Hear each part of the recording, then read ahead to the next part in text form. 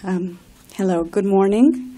Welcome to the 2013 EGU General Assembly. Thank you for joining us here in Vienna, and thank you also to those who are watching us remotely via the live web stream link. I am Barbara Ferreira. I'm the EGU Media and Communications Manager, and I'll be your host at the Press Center this week.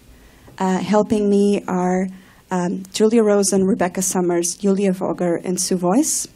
Feel free to come to us with any questions you might have, or if you'd like us to book a room for interviews. We have organized 10 press conferences for you this week. In most of them, including this one, each speaker will give a short presentation, and then we'll open the floor for questions from the journalists here in the room and also from those watching remotely. Those watching via the web stream link can ask questions by Skype, by adding EGU.media to your contacts and using the chat text feature, or on Twitter by using the NASA-inspired hashtag AskEGU. And the first press conference we have today is on the latest results from the NASA Curiosity Mars Rover. You should have received paper copies of the accompanying press release provided by NASA. If not, you can check media.egu.eu/documents, and you can find it there. So the speakers today are John Grotzinger, who is the Curiosity project scientist and is based at the California Institute of Technology. Sushil Atreya is the co-investigator of the SAM instrument, Sample Analysis on Mars, and is based at the University of Michigan.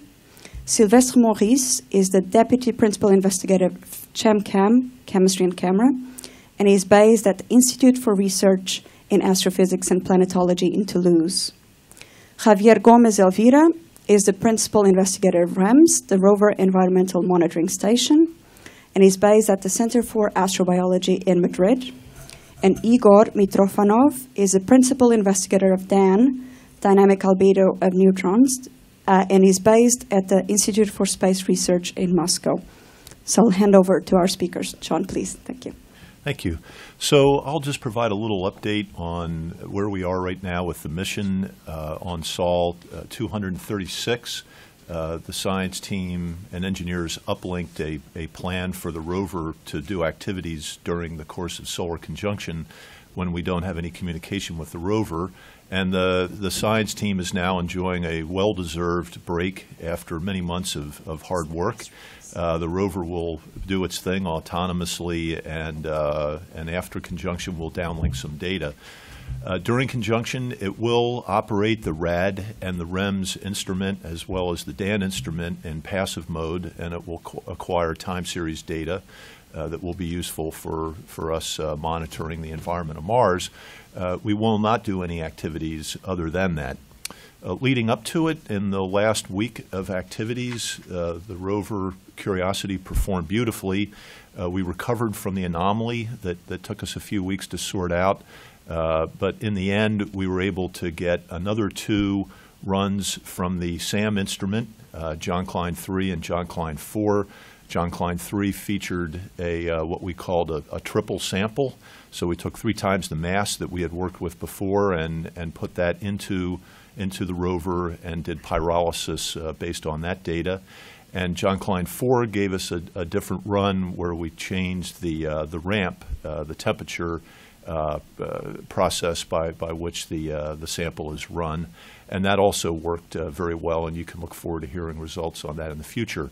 We were able to operate the ChemMin instrument for a longer period of time. We had only 7 hours of integration before the anomaly occurred, and now we've got over 20 hours of information. So that'll be important for understanding some of the minor phases that are in there as well. In addition to that, in the image that you see here, we were able to use the ChemCam instrument to acquire data based on the tailings that were left over from drilling. And what you can see there are the 2 holes. The one at the top is what we call the mini drill hole. That was an engineering test for us to just ascertain what the properties would be of this rock when you drilled it and converted it into powder. When you drill just a shallow depth, the sample does not move up the drill. So if something happens and, say, the sample liquefies or something like that, you wouldn't want that to gunk up your processor. So we were careful to inspect it before we drilled deeper, and then that's what we did in the full depth hole there. The material then moves up into the drill, and it goes into the Chimera processing system, where it is shaken around and it moves on the other side of a 150 micron sieve. So what you can see that we've done here, we wanted to analyze these materials that were created when we drilled, both with ChemCam and the APXS instrument, which give us an in situ composition of what's there on the ground. And a couple of things happened. One was that the wind, over the time that we were recovering from the anomaly, the wind blew a large fraction of the drill material away. So the wind velocities were high enough, and REMS actually measured that. But we were surprised to see how much material moved. So what we did then was the time came to dump the sample out that we had processed. And so what we did was discard it in two places. So we have the material that made it through the sieve, and that's the pile that you see on the right there. So everything there on the right is less than 150 microns. And then we had the material that didn't quite make it all the way through the sieve, and that's what you see there on the left. And it's not clear to us that the material isn't all about 150 microns, so it should make sense to you that if you shake for a certain period of time through a sieve, not everything has to go through the sieve if you don't shake it long enough. Maybe some of it doesn't go through. But either way, we have both piles, and then what we were able to do was to acquire data with the ChemCam instrument on those piles. And then we took the APXS, we took the arm, and we moved it out over there, and we acquired what we call a raster, which are 5 separate points, sort of like a mosaic, over the hole, over the drill hole itself, over both of the piles in the adjacent area. And so now during conjunction, the science team is going to get to evaluate that information. I'll just finish up by reminding everybody that we have recovered from the anomaly. The rover is now operating on the B-side computer. It has 2 sides, a rover compute element, A side and B side. The anomaly occurred on the A side. There are 2 banks of flash on each side, flash memory. The corruption occurred in the upper bank on the A side. We now know where that corruption occurs, where it occurred, and we've been able to map around it. So we're able to use the lower bank of flash memory as a backup, but during conjunction, the rover is now operating on the B side. It will stay on the B side. If it does need to convert over, the A side lower bank of flash memory is available to upload parameters to by the flight software. It's also able to upload files to it, and it's also able to store data products. So we have a fully functional rover that completed a great scientific campaign before conjunction. We're all excited to take a little bit of time off here and begin to write science papers. And I'll turn it over to Sushil to tell you about another exciting thing that Sam did just before we went into conjunction. Thank you, John. I'm going to be talking about the SAM data. If you could go back to the first slide, please. And these data were acquired in the last 2 weeks, and we used all 3 instruments of SAM, the quadrupole mass spectrometer, the tunable laser spectrometer, and the gas chromatograph columns. And the gas chromatograph was a major contribution from CNES to the SAM suite. So go to the next slide. Here you're seeing the gases that evolved as we heated the 4th John Klein sample to 835 degrees Celsius. You see 2 areas where water peaks, approximately at 200 degrees Celsius and between 750 and 800 degrees Celsius, a rather broad peak at that temperature. Almost coincident with that is the rise in molecular hydrogen, and we suspect that the water vapor at higher temperature and the molecular hydrogen are correlated, probably from hydroxyl groups in the clays. The first water peak at around 200 degrees Celsius is a combination, we think, of the water absorbed from the atmosphere and the interlayer water in the clays. Similar to water, we have 2 peaks in oxygen. one around 200 degrees Celsius and the other one around 400 degrees Celsius. The second peak around 400 degrees Celsius is the one we saw for the first time when we looked at the Rocknest sample, the Aeolian deposit of Rocknest. And that's coincident with the release of oxygen from perchlorates, and that the chlorine is almost certainly from Mars, and the carbon is something we're investigating. The first peak in oxygen around 200 degrees Celsius is most likely from another oxidant, perhaps hydrogen peroxide or some other oxidant in the surface in the John Klein sample. There's a very interesting result in carbon dioxide. The carbon dioxide, we see a peak around 300 degrees Celsius, and it's coincident with a dip, major dip in oxygen, as if carbon is being consumed by oxygen and turning into carbon dioxide. And we are at the moment investigating the source of this carbon, whether this carbon is indigenous to Mars, that includes the carbon delivered by interplanetary dust particles as well as meteorites, or is it the carbon that is terrestrial.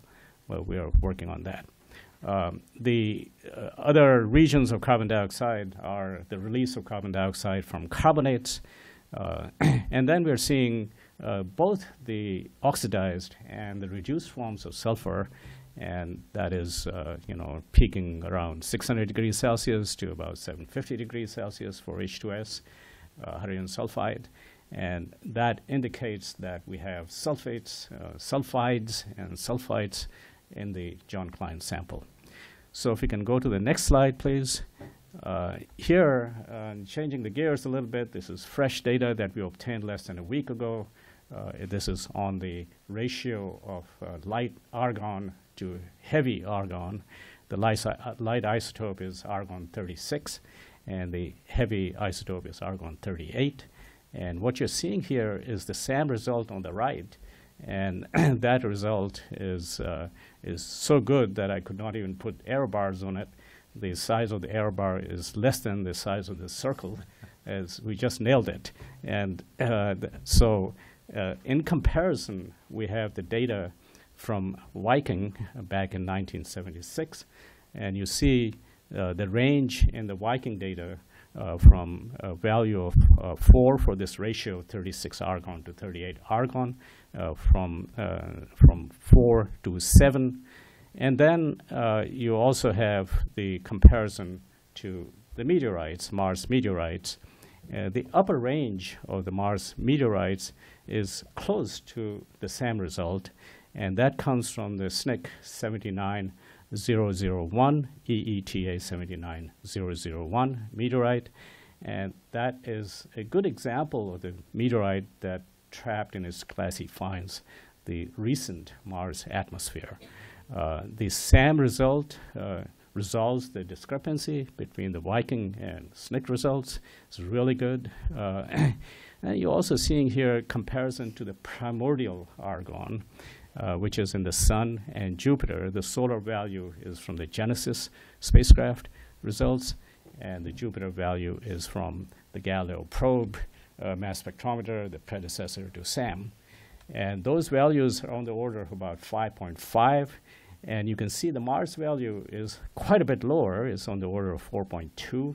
And that value indicates that there's been a tremendous loss of argon from the atmosphere. The light isotope escapes more readily than the heavier isotope 38. As a result of that, the heavy isotope begins to build up over time, and you're seeing the ratio of 36 to 38 going down as a function of time. Well, not a function of time here, but over time is going down, and the current result is 4.2 measured with SAM. So the result from argon is particularly important because argon provides the clearest signature of escape from the atmosphere. Argon is chemically inert. It does not interact with the surface. It does not interchange with the interior. But at the same time, we had observed, and in the last 8 months, we had observed the isotopes of carbon and oxygen in carbon dioxide, and the isotope of hydrogen in water vapor in the atmosphere, and they're telling us the same story. The carbon isotope and the oxygen isotope in carbon dioxide, they're heavier. So carbon dioxide is heavy in oxygen and in carbon.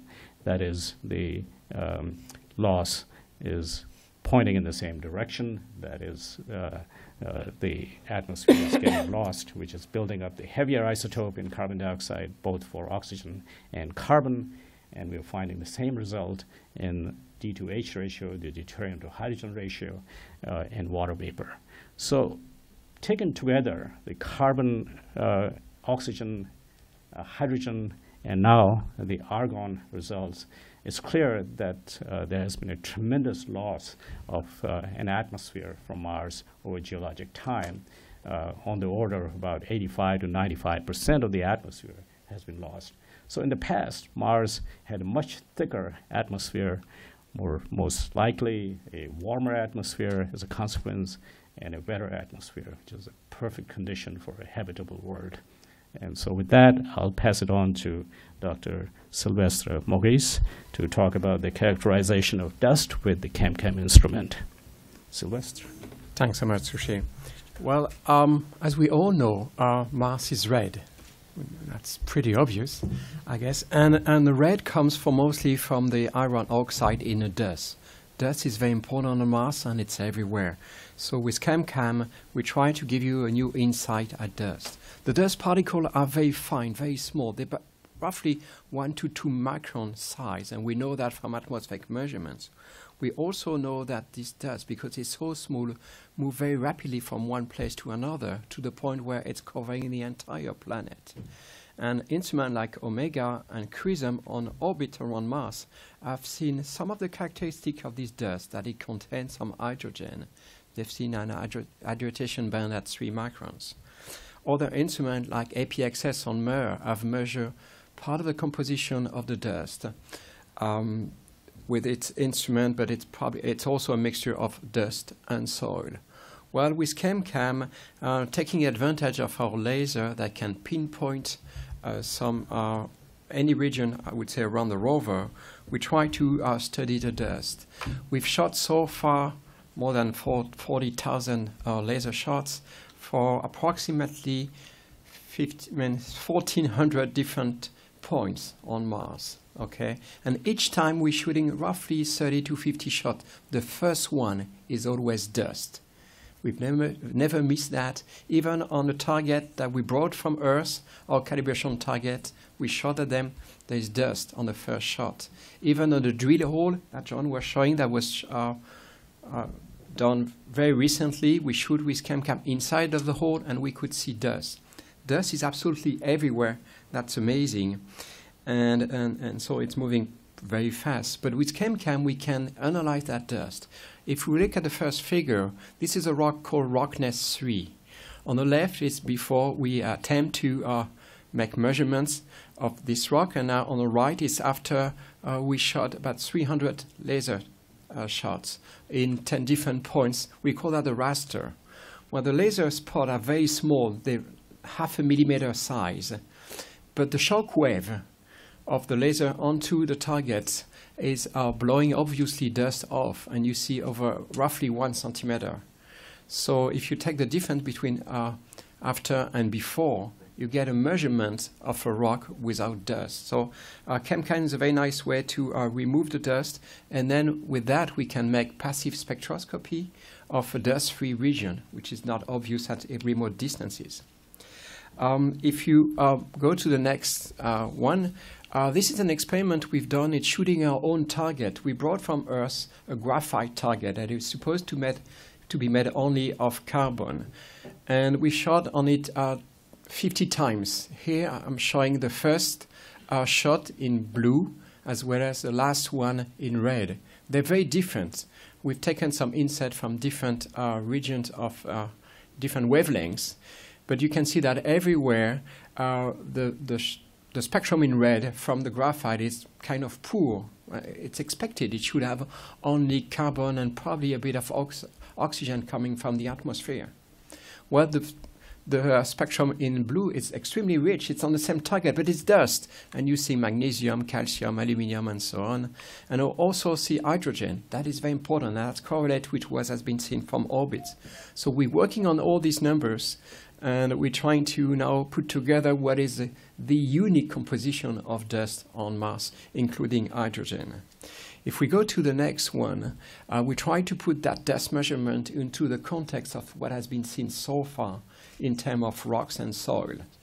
You see that the rocks here we've seen on the first 200 days or more an extremely big diversity of rocks. It's amazing on such a place. And we're tracking that diversity using what we call the alkali, which is the potassium and sodium elements. And you see that the rocks are very poor in hydrogen, that's the horizontal axis. Well, on top of that, we've seen also soils. Soil, it's a fine powder that is almost also everywhere. And we've seen two types of soil, roughly. One is very alkali-rich and very poor in hydrogen, and looks like it's a very coarse soil, and it's related to the place we are in the Gale crater. The other part is more a fine soil that has a composition of global Mars soil composition that was measured by APXS on MER, and it's richer in hydrogen and poorer in alkali. Where we see that the dust is right on this fine soil, which makes sense from at least a mechanical point of view. And so the dust is among the richest hydrogen content target we have seen so far on ChemCam. So these are our report on dust. We obviously are working on detail of the composition and trying to quantify that hydrogen value we're seeing on dust. So I pass it now to Rabia to talk about the REMS instrument and its results. As you know, REMS is a suite of sensors that has recorded from landing several millions of data from pressure, from temperature, humidity, UV radiation, and wind data. And we are show you firstly some numbers about some values about the evolution of the atmosphere on this first period. In this plot, you can see how the pressure changed along the first 200 sol, more or less, and the daily variation, the maximum and minimum. You see there, from the beginning, the pressure has been increased. The maximum pressure has been increased around 25%. That now has started to decrease also slowly. The daily variation is more or less constant, with small change that happen around 100 sols. That represents the moment when a dust storm moved close to the Curiosity without pass through it, but enough close to give some perturbation of the atmosphere around the rover. The other to cover that plot that I want to show you is the evolution of the temperature. The upper plot shows you the air temperature reading that give an idea of the evolution of the air temperature. That you can see is more the maximum values has been more or less stable from the old period. That is around 0 degrees, and the minimum has been increased slowly from the beginning. Now it's more or less stable around minus 70 degrees centigrades. And the lower plot is a representation of the ground temperature sensor data that is also showing a similar characteristics of the previous one, that with the only difference that the sensor has a small change around 120 sol that represent the change in the characteristics of the soil, of the ground. As you know, the ground temperature sensor record the radiation emitted by the ground, the infrared radiation emitted, and this radiation, or the oscillation around the day is related with the characteristics of the ground. We have seen in this plot that there are changes from the first day, that is roughness, to the Greenock, that is the second part of the plot. But in general terms, say that the temperature has not evolved too much. That is also the maximum is around 0 degrees. The minimum is more or less in the range that the air temperature a little bit lower, but this is stable during the all days.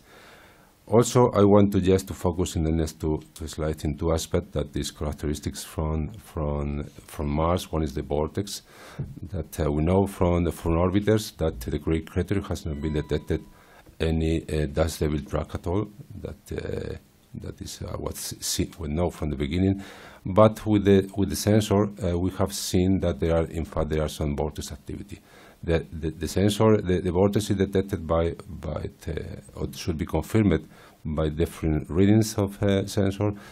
The first one, or the main one, is a pressure oscillation, a rapid pressure oscillation, and also a change on the winds and speed and duration, and also temperature could be a good data, and also UV radiation in terms of occultation or due to dust. That we have seen that in this period that the type of wind vortex is quite similar. We have seen in Pathfinder and Phoenix in terms of pressure oscillation. That this is in the upper right plot is some statistics. They compare that is statistics done by the Finnish guy. That is a comparison of the type of vortex. I say this quite similar. The difference is the number of vortex has been lower in this case than in the other mission that we had a difference.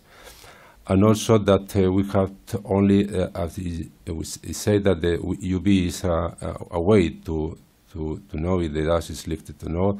That is in most of the pattern we have recorded, we have not seen dust. In fact, that means there's this explanation why dust is not detected from the orbiter, any dust devil tracks. That means perhaps it's not enough dust, or the speed is not enough just to lift this dust. Just to finish, this is a plot that is freshly new.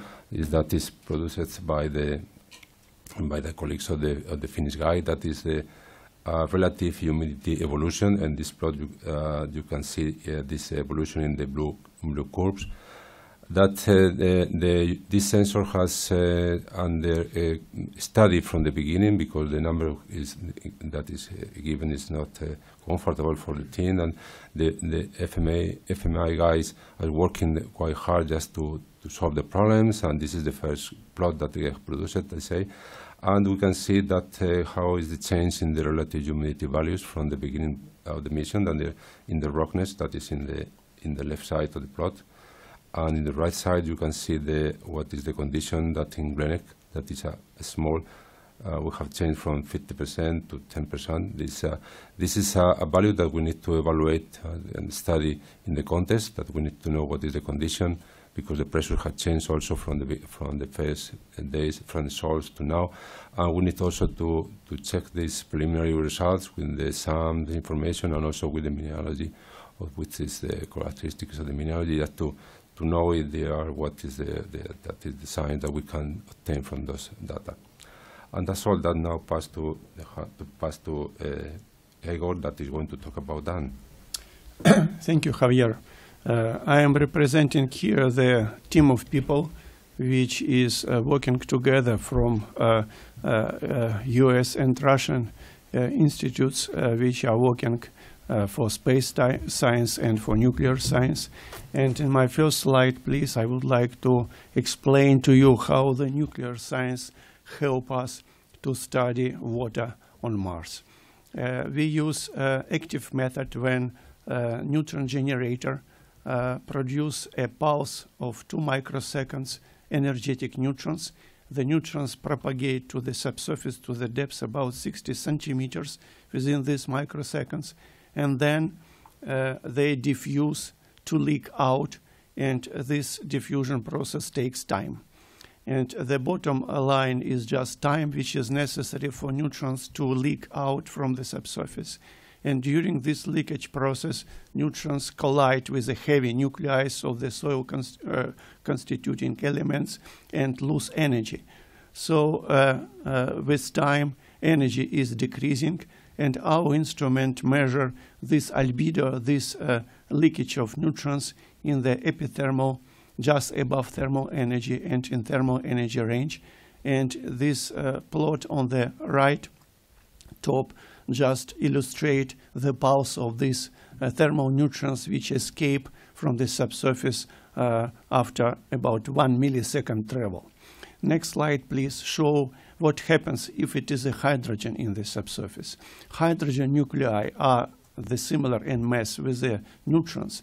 So in each collision with hydrogen, neutron number 1 loses a lot of energy, and number 2 is becoming more slow particle, and it takes more time for this particle to escape.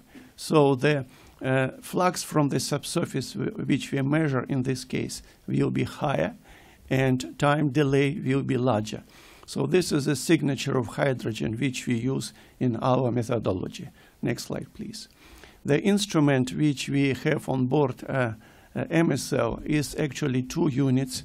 The bottom is a neutron generator which produces these energetic pulses of energetic neutrons, and it has a heritage from the applications for geology when people use such method to study oil, to search for oil in the subsurface. And the top photography represents the detector unit which measures these leaking neutrons, and this part of instrument has a heritage of our another instrument HAND, which is already working on orbit more than 2 years on board Mars Odyssey. And this instrument provides us the first evidence of much content of water in the Martian subsurface. We have actually 2 goals of our investigation. First one is to measure the content of subsurface water and to resolve the structure of the water deposition in the subsurface. And second goal is to measure the radiation dose, the component of radiation dose which come from neutrons on the surface. Next slide, please. In this slide on the top, you see our experimental data.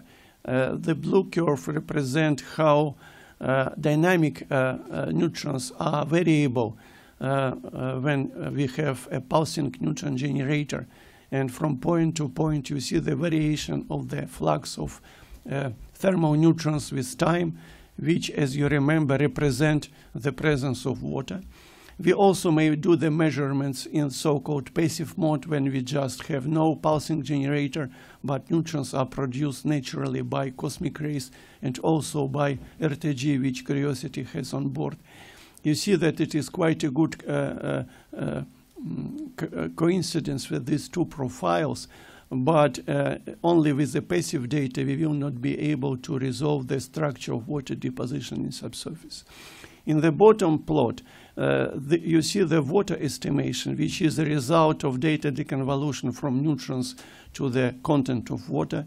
We have different models, and we get practically model-independent estimation of the content of water, which is presented by this combination of these 3 lines. And in my last slide, please, I just go to the conclusions for the current situation after 200 sols on Mars. First of all, we know now that in the Gale, the content of water in the subsurface down to 60 centimeters varies from about 1 weight percent up to about 3 weight percent. And it is quite interesting results for the Martian science, because in accordance with the orbital data, I already mentioned our measurements by hand.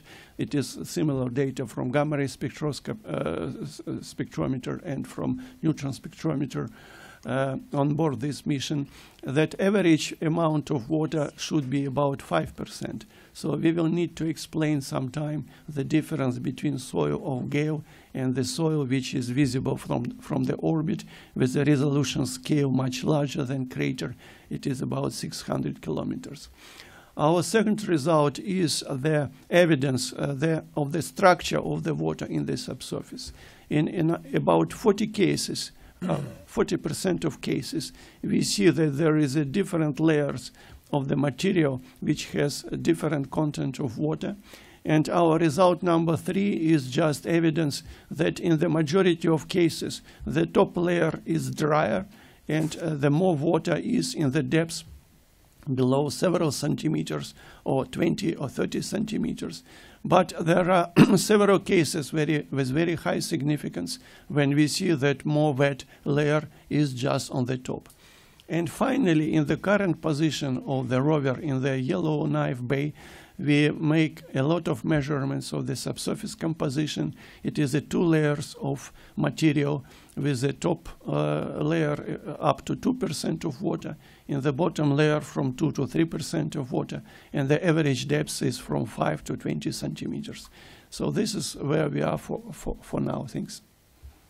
Thank you very much for presenting the latest very interesting results from Curiosity. We'll now open the floor for questions, and we'll give priority to questions from journalists, either those here in the room or those watching remotely. And I remind those watching online that they can ask questions on Skype by adding EGU.media to their contacts and using the text chat feature, or on on Twitter by using the hashtag #AskEGU. So does anyone have questions?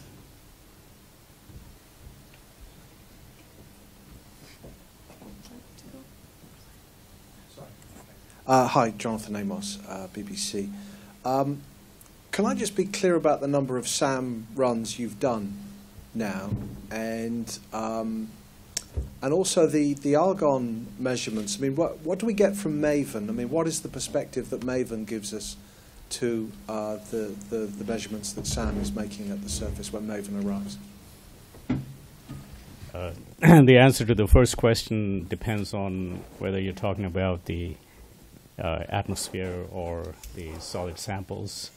And we have done many solid sample analyses at Rocknest and 4 at John Klein. And I just described the 4th sample in this press conference.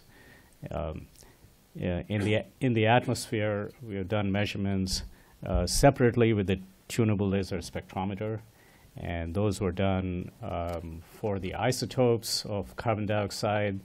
I don't remember the exact number, but it's something on the at least 6 and maybe more, spread over many different soils.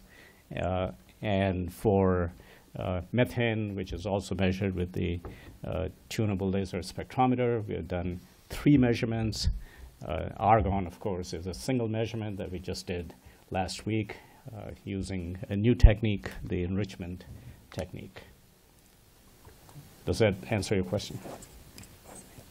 Sorry. So just a quick follow-up there. Have you been using the enrichment technique on methane as well? And do you have an upper value for methane now? Right. So the update on the methane is that we have this same 3 results that we had reported before. We have not done the enrichment experiments since then.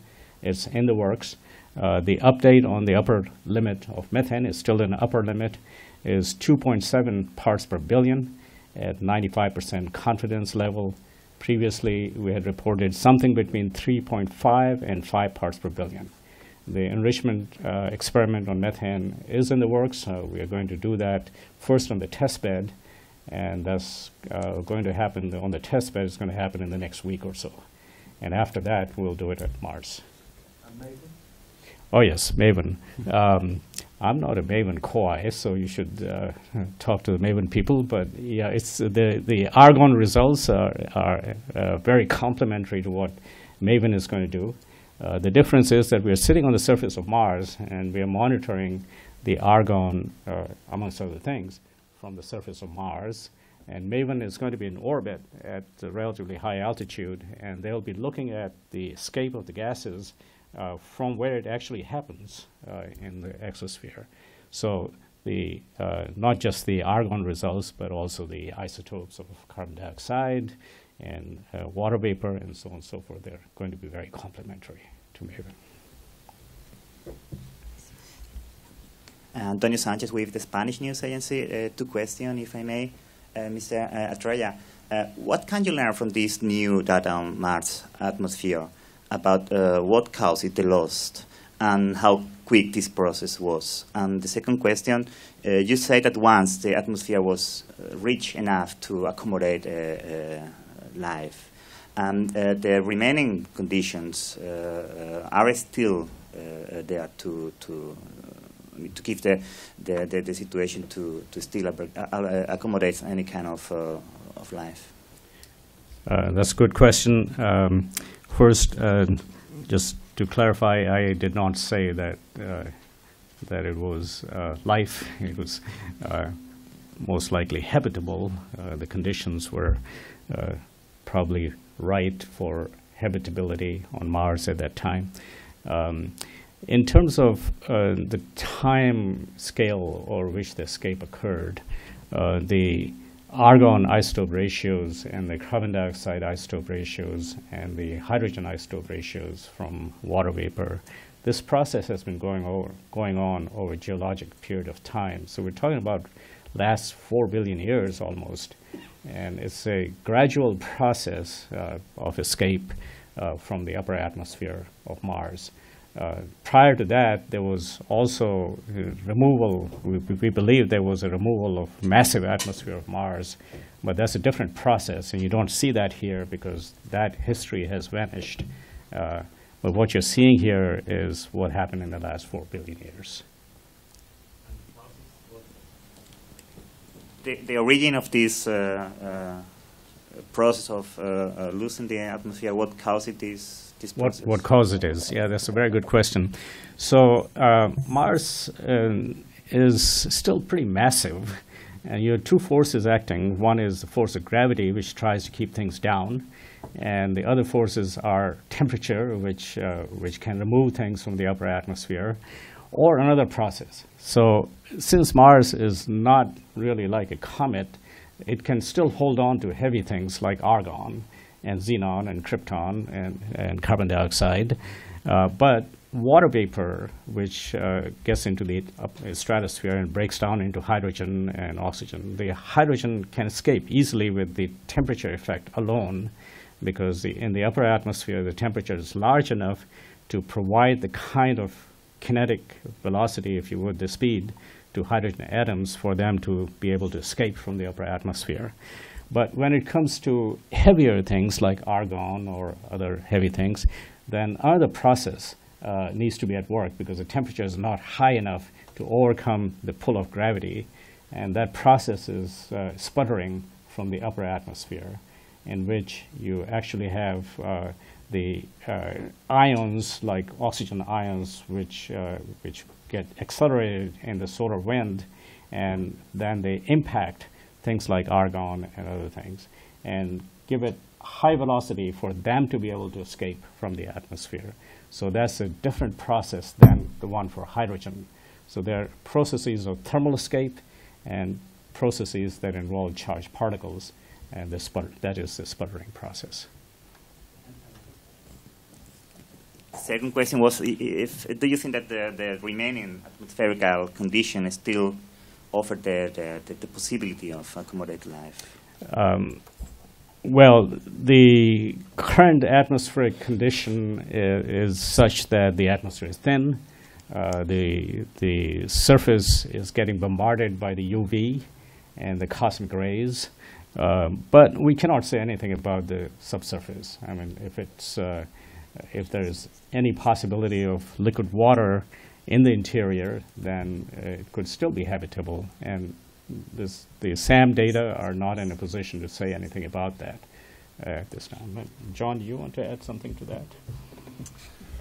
Just briefly, I'll just point out that what's exciting about this result is that I think it confirms something that the Mars community has thought for a long time, that this just simply underscores that there would have been a time early in Mars's history with a denser atmosphere that would have supported the presence of liquid water on the surface. Are there any more questions? Yes, Jonathan.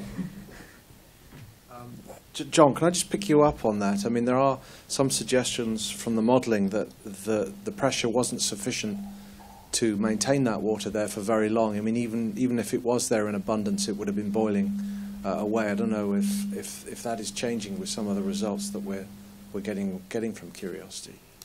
What's the general thinking within the community? Well, we as a team haven't followed that point through.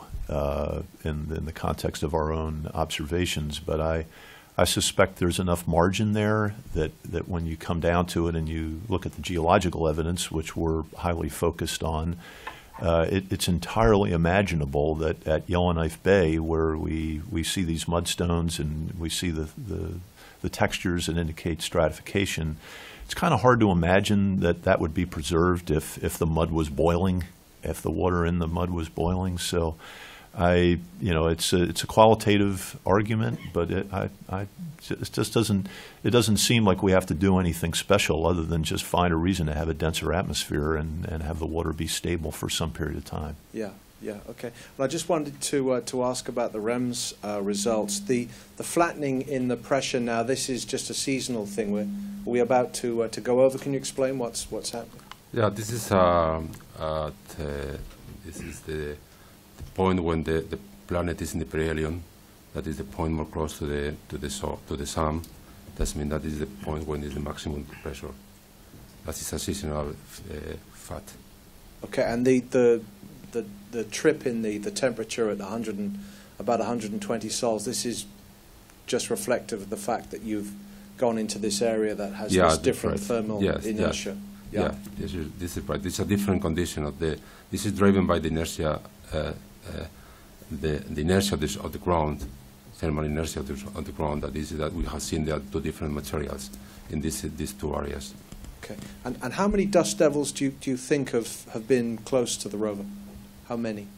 If you say dust devils, it means dust that is not really dust. Okay. That we have seen in this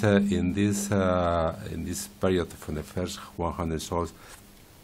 There is a poster in the session that is explaining more details about that. But in this first 100 sols, advances detected around 40 vortex. In fact. And there's no sign, John, yet of any of these appearing in the imagery at all. Yeah, that's the cool thing is on MER we didn't have a UV sensor, but here we do. So you don't need to catch it with the camera. If there's dust, like Javier was saying, the UV spectrum will change. So these are clear air vortices, and what we're measuring is all the things the other rovers never saw before. They didn't have the ability to. Does anyone have any more questions? Please state your name and affiliation. Casey Dreyer from the Planetary Society. Just at the very beginning, going back to the memory problem with Curiosity, the upper bank of the A-side computer, is that forever off limits, or is there any plan to use that again in the future, or do you just always have to avoid it from here on out? No, we don't know yet. That's the short answer. We have a plan that we'll continue to implement after conjunction. The engineering team thought that we had to do two things. The first was to upload a software patch to the B side and transition that patch so that we prevent the behavior that we saw on the A side when that anomaly occurred. And then the second thing we needed to do was to look at the A side to make sure that it could be used as a backup during conjunction, that if we needed to flip over autonomously, we could do that. And then the priority was given to science to finish those measurements, some of which you've heard about today, so that during conjunction we can go about doing our data analysis and finish up some things that we were in the midst of while the anomaly occurred. So the priority was then given to science ultimately. We don't yet understand the root cause for this corruption of the memory, but what we do know is where it's located and we can map around it. So if it were an eventuality that we couldn't recover that corrupted part of the flash memory, it wouldn't really cause us any problems. Any more questions?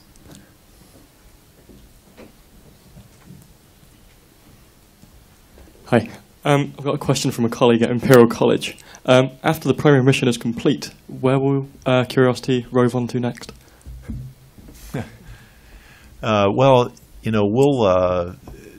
I think we're doing real well where we're at right now, and it's an opportunity for me to point out that each one of these rover missions acquires its own personality. It happened with Spirit. It happened with Opportunity. And what I think folks are seeing us do now is really be a laboratory. You may have often heard, what's the point of bringing rocks back to Earth? well, you put them in laboratories and you learn things that you never learned before. So we're sort of halfway, right? We've got a laboratory on Mars. It's mobile. We move it to a place that looks interesting, and then we auger in. And if the science return for some place that we were investigating turned out to not be as consistently productive as what we're finding here, we'd have a lot of incentive to move on to the next place and get going. So that's a rather long way to get around to the point that after conjunction, we're going to drill another hole. We're going to see what we get. We're not even done running all the scripts that Sam can do yet to see what might be here. There's the question that came up about the methane enrichment experiment. We put that on hold because we wanted to run SAM scripts that allowed the tunable laser spectrometer to be used to analyze the evolved gases that were coming off of the rocks that we were studying. That was the top priority. So we can't do it all at once. We do it in succession in a linear way. So that'll take some time, and then we are interested to go to Mount Sharp. That was the primary objective for the mission. It's just that our sort of secondary objective has sort of caught the spotlight right now. Are there any more questions? I already see. Sorry, does that mean you might do a wet cup experiment in SAM at John Klein? Yeah, I think, you know, anything's possible at this point. If we drill a second hole and it looks like there's a possibility there that there could be organics from Mars, as you know. I mean, we look at the signal to noise and we see things that are there, but they're sort of at the limit of detection. One possibility is that there might be organic compounds that just aren't being produced into the GC. So then you might want to do one of the wet cups there. And, you know, we have that as an option. Any more questions? Any questions from those online? No? No? Okay. So if there are no more questions, we'll finish here. Thank you all for coming. Thank you to our speakers. If you'd like to listen to more details about the Curiosity results, there is a union session at 1:30 this afternoon in room Y1. And the next press conference is at 4 p.m. on impacts of climate change. Thank you. Thank you.